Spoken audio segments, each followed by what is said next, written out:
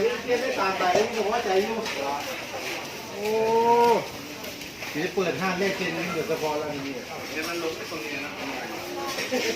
เดี๋ยวนี้พ่อหวานยังไงที่มันลงมันมีบ้านขึ้นมา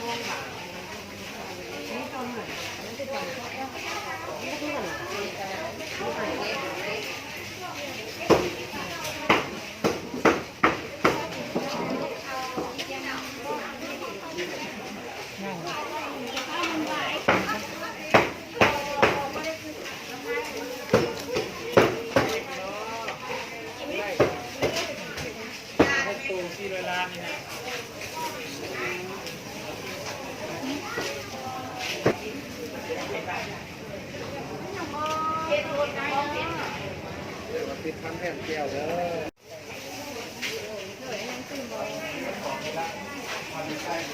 เอา10,000เนาะ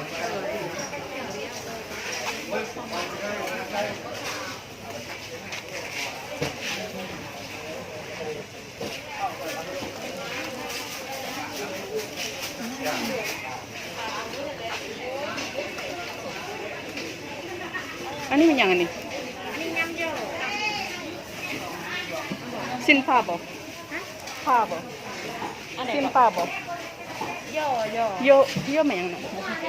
ย่อนะย่อหมูที่เขาซื้อย่อนี่เป็นหมูเงินหมูปลามาส่งหมูใจอยู่ไม่รู้ไงเข้า